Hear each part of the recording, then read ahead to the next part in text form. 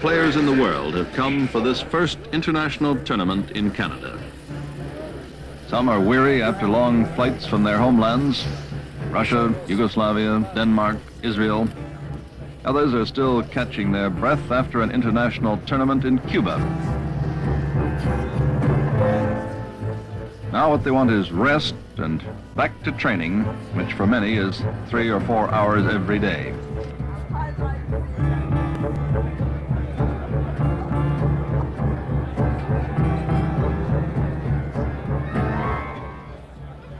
But for champions, there are certain rituals which are hard to avoid. They make small talk, they smile at opponents, but these are the men they've been studying for months.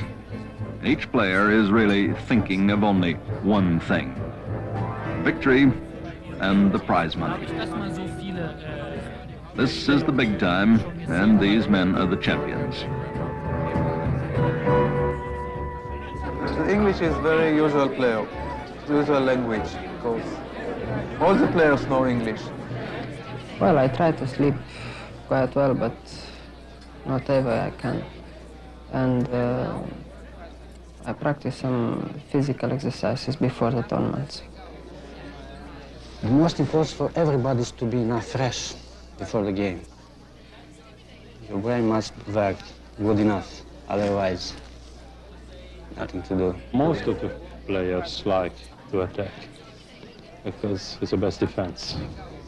The opposition that you play makes it very difficult for you to just get into your opponent's territory, so to speak, and you have to keep maneuvering and for little positional advantages and gradually build them up into something a bit major. Already each man is thinking of the start tomorrow before the eyes of the spectators, the cameras. A race against the clock. Just 9 days to win.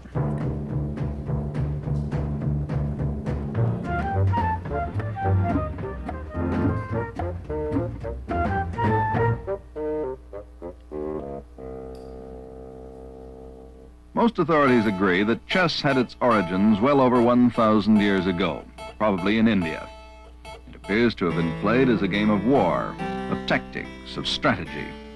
Modern international tournaments date from 1924 with the founding of the International Chess Federation in Paris. Under its auspices, tournaments are held all over the world. 1967, for the first time in Canada. Ladies and gentlemen, it is my pleasure to introduce the 10 international grandmasters who have come to compete in our centennial tournament. First of all, I'm going to call on Mr. Spassky. Welcome you to this tournament, Mr. Spassky. Mr. Spassky comes to us from Russia. I now call on Mr. Kiris. There are only some 60 Grand Masters in the world today, and these are 9 of the best. We welcome you to our tournament.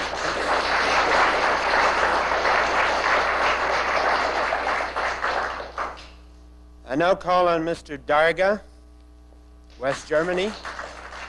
Next is Pal Benko for the United States.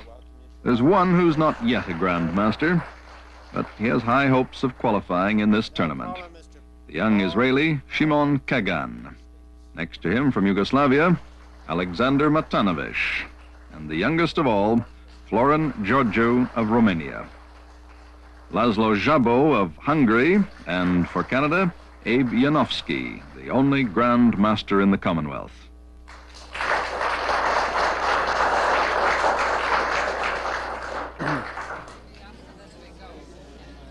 On this table, Mr. Spassky has white against Mr. Janowski. Standard boards and pieces are used, and under the supervision of a tournament director, play is conducted according to strict international rules. If the players are ready, I'll start the clocks. Special clocks keep a record of each contestant's playing time. When a player has made a move, he stops his clock and starts his opponent's. There's no time limit on individual moves, but a player must accomplish a minimum of 40 moves in 2.5 hours on his clock. if he uses that much time. But not many games last the scheduled 5 hours. A lightning game could be over in 3 hours. Since the first 10 moves or so are critical, players may take longer to decide on their openings than in the mid-game and end-game. This is a round-robin tournament in which each player must play every other player once, and so has 1 match a day, with the 5 hours playing time scheduled. In this case, with 10 competitors, it will take 9 days to finish the tournament. Scoring gives half a point for a draw and a full point for a win. A careful written record is kept of every game. The matches can be followed by the spectators with the aid of large display boards. For the most part, play is scheduled for the late afternoon and evening, the contestants having the morning to themselves, unless they have an adjourned game to complete. Yugoslavia has always been strong in tournament chess, and Alexander Matanovic has played a prominent role there for over 10 years. Chess is like a life. Chess game is like it's very difficult to explain well what is chess. I'm playing chess so many years and I can't explain in a few words. Maybe it's much easier for you. But you were saying it's like life. You mean it's the problems, just like a life. Trying to understand, trying to anticipate. Well, how important is chess? Not to you, but to us or to the world? That's the most important question for chess in general. I mean, depends what kind of influence make chess to the young people. I suppose very positive influence. It's important for chess, and you see, I suppose it's very useful for young people if they play chess. Not too much, of course. A player since he was 8 years old, Abe Janowski has been many times Canadian champion. He first gained international prominence in Buenos Aires in 1939. In 1964, he was honored with the title of Grand Master after his showing in Tel Aviv. Well, when you play a game of chess, it's not merely a battle to beat your opponent. There's something in the game itself that's creative. And it's a challenge to you to see what you can create in any particular position. And in that way, it's very much like an art. Generally speaking, when you play a game of chess, it's a mirror of your own character. If you're an aggressive individual, generally speaking, you would play chess aggressively. If you're defensive, generally speaking, that's the way you would play. However, in the game, the battle sometimes seesaws back and forth, and you may start off aggressively and then have to defend for quite a while, and then to get back to the attack again. Most chess players, when they're playing a tournament, are under tension, but I don't think that they're too conscious of it while they're playing, because you get so absorbed in the game that you don't really, you forget where you are. You know, you're oblivious to that there are people watching or anything going on, and you just get so absorbed in the game itself. It wasn't that long ago that you used to see cartoons and that about elderly people sitting there growing beards playing chess, and it was always thought of an old man's game. And if you looked around a tournament there, you see how young the players are, and these are the top players in the world. And I'm one of the oldest players in this tournament. One of the other older players, Laszlo Szabó, many times champion of Hungary, has been placing high in tournament play since the 1930s. We don't have enough time to prepare ourselves as we wanted or as we like. Of course, it should be so that that 3 weeks, 4 weeks, only preparation for one tournament, preparation of variations from one side, and the other side preparations for the for having an opponent, you know, in sight. So preparing the games, what he played in the last 2-3 years, and then to find variation, which he doesn't like very well. I see. So tactics. To choose such variation which I like to play, and he doesn't. because there are players, attacking players, then players who like to defend themselves. And if against an attacking player I find a plan and I can attack him, you know, then I have some advantage.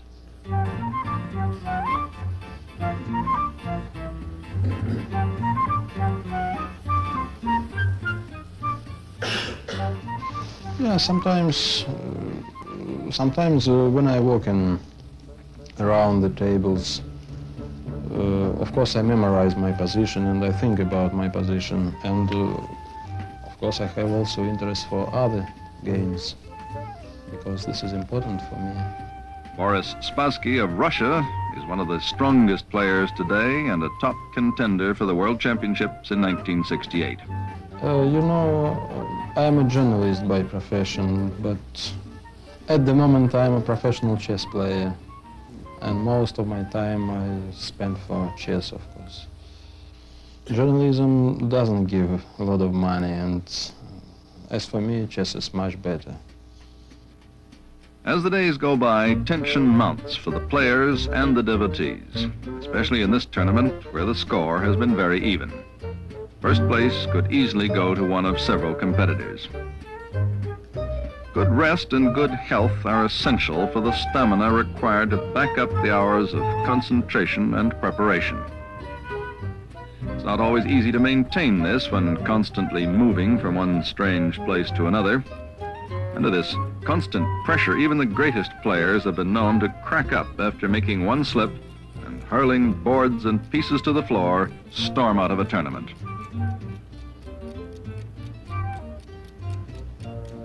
At 24, the youngest Grand Master in the tournament and currently Romanian champion, Florin Georgiou recently came fourth in the Eastern European final. Yes, so I'm now teacher in university in Bucharest for French and Romanian languages. Beneath the unruffled exterior, the brain is in feverish activity, forcing through thousands of rapid calculations.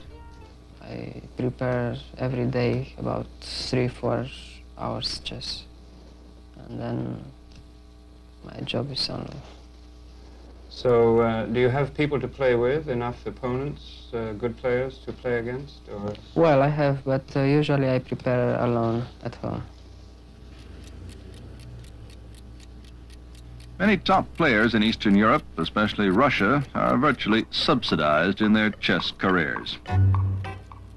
Russia's Paul Keres is probably the most famous of all at this tournament, and his games have become classics for chess enthusiasts everywhere. He first started playing at the age of 4 when confined to bed with a broken leg. I would say is that chess is very popular in the Soviet Union. So we have more than 3 million organized chess players, but I don't know how many still are playing for their own fun. That if you have such a big amount of players, there is always a chance that you also get some of the best classes. These days, it's very difficult to play chess as a hobby. The ex-world champion Botvinnik once told that to become a grandmaster, one needs hard work for not less than 10 years. Well, I guess the chess players, you find every kind of characters, just like everywhere else. Tournament chess is, you know, it's I guess it's a fight, a struggle, you know, but otherwise just amusement, you know, just play. Currently, the Canadian Open champion is Paul Benko of the United States, who moved from Hungary some years ago. Well, first of all, I always examine what my opponent wants to do. After all, he made his move, you know. And after, of course, I have to think about my plan too.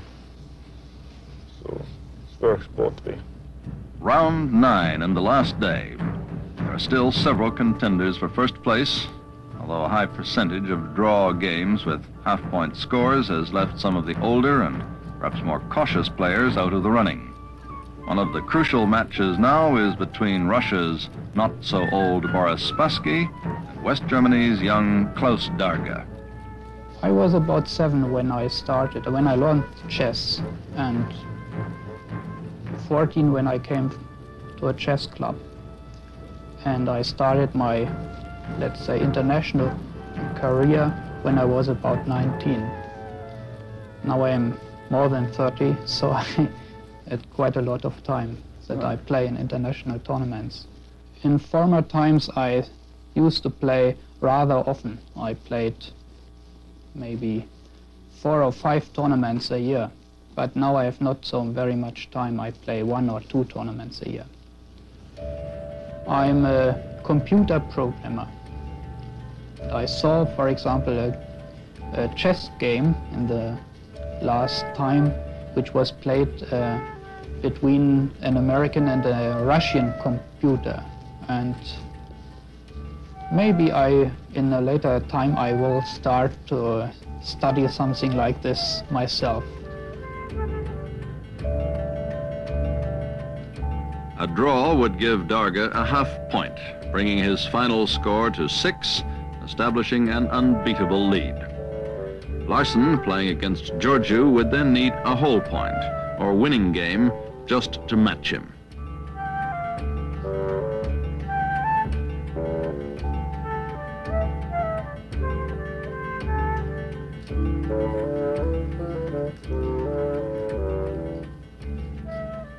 I only work with chess. Is that all? But of course not only playing chess, talking about it, writing about it, and so on. And you expect to do this for some time to come, obviously? Yes, it's, well, I don't believe in making plans 20 years ahead, but I expect to do that for some time to come. I've given up the idea of finishing some kind of university studies, and so I'm just a chess player now.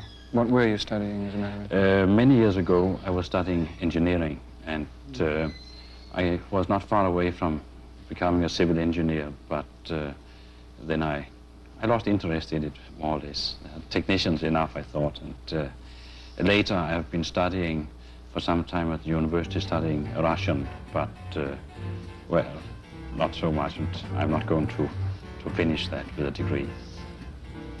Normally, I'm thinking of first place, of course, and I'm always, you know, chess is a fight, basically. It's also other things, sports and arts and science and everything. But since I am going to play a lot of chess for a lot of years to come, I think I can just as well make it so interesting as possible, and therefore make a good fight out of it, and this whole attitude, I think, produces more interesting chess and makes it more fun for myself.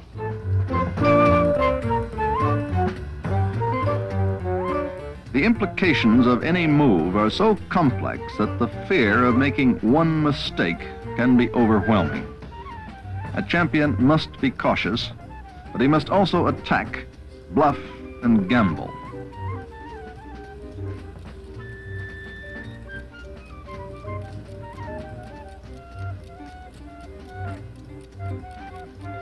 Here, Spassky must win to gain enough points, while Darga would be content with a draw.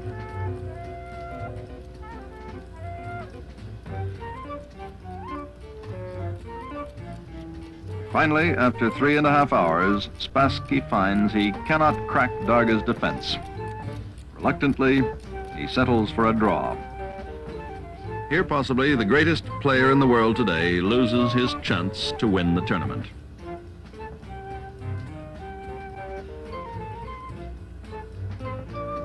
All the moves and possible counter-moves are checked and rechecked before the match can officially be recorded as a draw.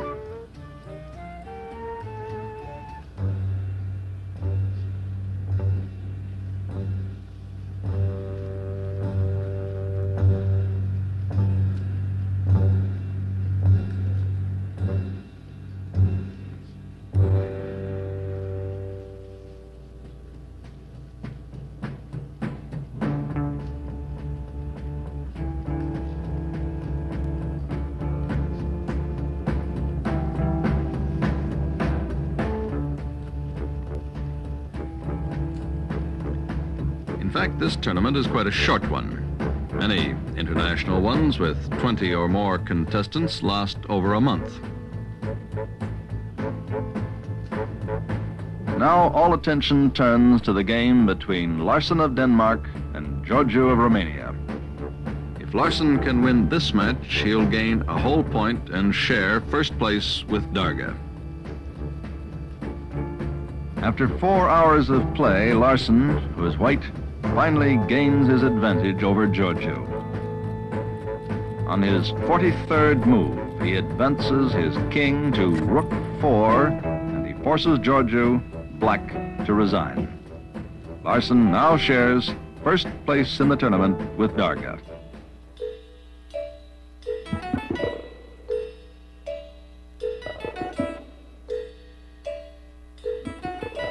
It was a long and hard-fought match. Larsson, white, used a variation of what is known as the English opening.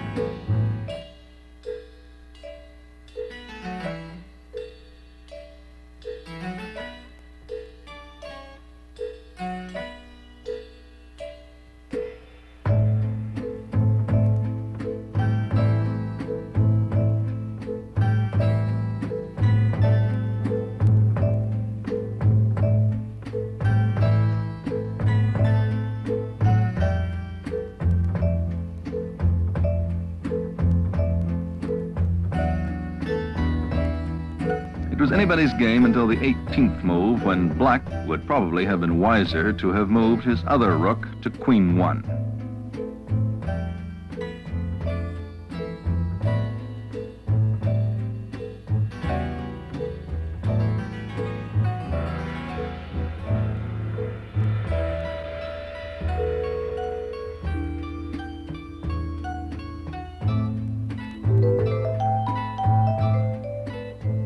On the 24th move, white made what he felt was the decisive move.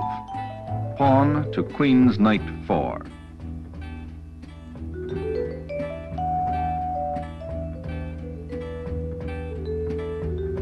This led to the play where he could force an exchange of queens.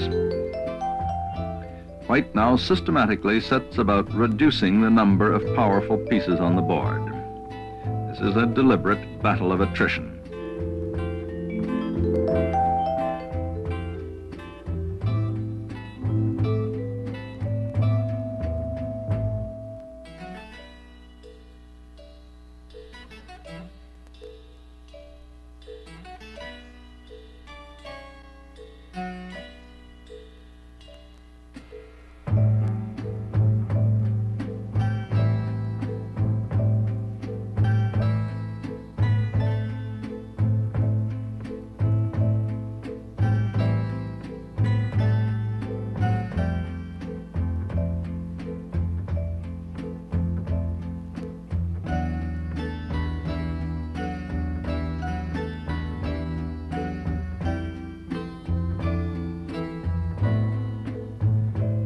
Finally, he leaves his opponent with his bishop trapped by his own pawns in a weak position.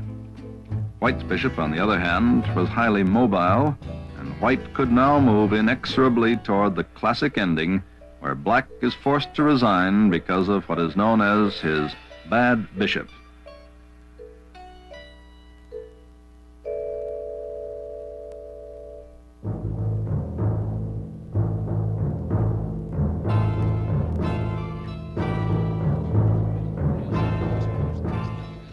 The final round results in Darga and Larsson being tied for first place with 6 points apiece. And they now share the $1,000 prize. I would ask Mr. Darga to please come forward, and Mr. Larsson.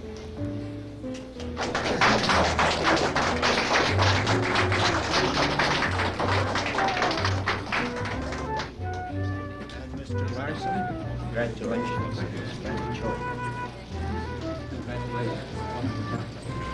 They want to take a turn, Joe. Stand between. Thanks. Nice going.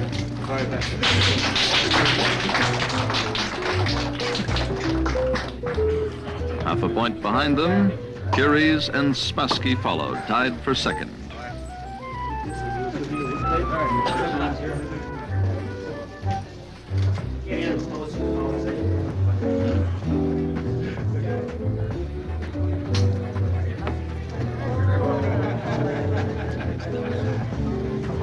Canada's Abe Yanofsky with 3.5 points came fifth.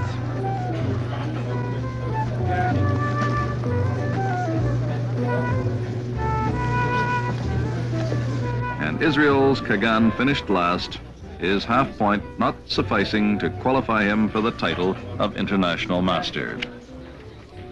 It's a disappointment for Kagan. Are you going to play in another tournament soon? No, no. I'm coming back to Italy. You on leave from the army? I have got a holiday 1 month from the army, and I have to come back.